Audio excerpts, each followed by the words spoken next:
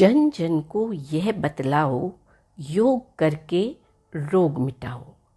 करें योग, रहे निरोग।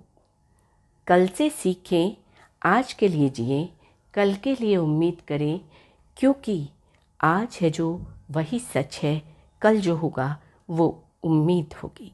मैं बकुल गर्ग कल आजकल के सभी श्रोताओं का हार्दिक अभिनंदन करती हूँ। योग का जन्मदाता भारत ही है। योग शब्द की उत्पत्ति संस्कृत शब्द युज से हुई है, जिसका अर्थ है जुड़ना। योग के मूल रूप से दो अर्थ माने गए हैं। पहला जुड़ना और दूसरा समाधि। जुड़ना यानी मन, आत्मा और शरीर का मिलन। जब तक हम स्वयं से नहीं जुड़ पाते, तब तक समाधि के स्तर को प्राप्त करना मुश्किल होता है। यह सिर्फ व्यायाम भर नहीं है, बल्कि विज्ञान पर आधारित शारीरिक क्रिया है। इसमें मस्तिष्क, शरीर और आत्मा का एक दूसरे से मिलन होता है। साथ ही मानव और प्रकृति के बीच एक सामंजस्य भी बनता है। यह जीवन को सही तरीके से जीने का एक मार्ग है।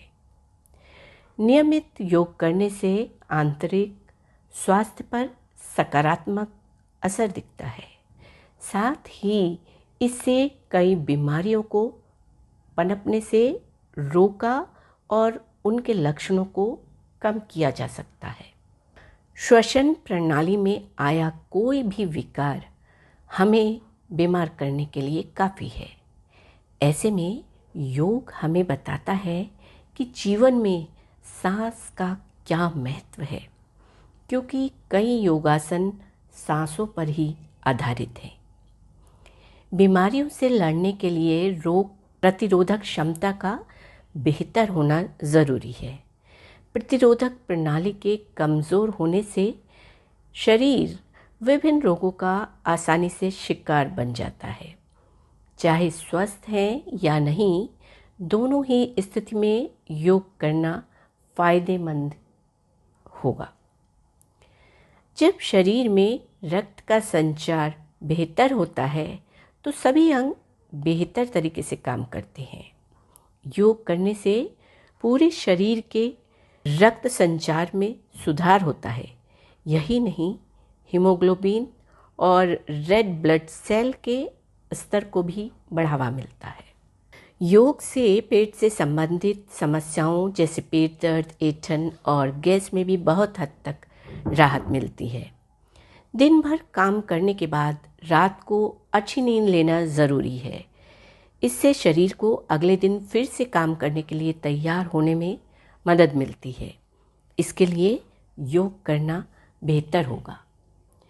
योग का एक लाभ ऊर्जावान बनाए रखना भी है।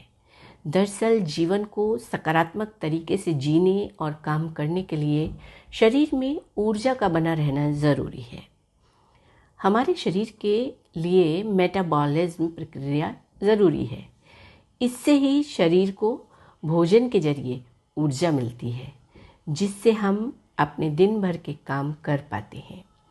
जब पाचन तंत्र, लीवर, किडनी अच्छी तरह काम करते हैं, तो मेटाबॉलिज्म भी ठीक से काम करता है।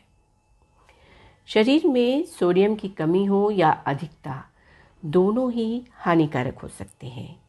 इसी वजह से सोडियम की मात्रा को संतुलित रहने के लिए योगासन मददगार हो सकता है। अस्थमा होने पर श्वास नली सिकुड़ जाती है, जिससे सांस लेने में परेशानी होती है। ऐसी अवस्था में कोई योग करता है तो फेफड़ों पर जोर पड़ता है और वो अधिक क्षमता के साथ काम करते हैं। योग को साल में सिर्फ एक बार नहीं, बल्कि रोज के जीवन में अपनाना बहुत ज़रूरी है। पहली बार योग करने वालों को हल्के योगासन करने चाहिए। ध्यान का बीज बोएं और मन की शांति का फल पाएं।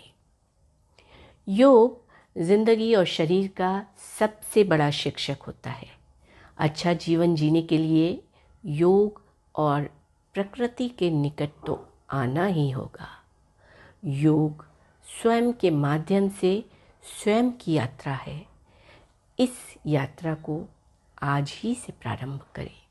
सभी श्रोताओं को अंतर्राष्ट्रीय योग दिवस की बहुत बहुत शुभकामनाएं। आप सभी स्वस्थ रहें, प्रसन्न रहें और ईश्वर की कृपा आप पर सदैव बनी रहे। एक छोटा सा प्रयास है कुछ बातों को आपके साथ साझा करने का। आशा करती हूँ मेरे साथ जुड़े रहने के लिए आप कल आजकल को सुनते रहेंगे।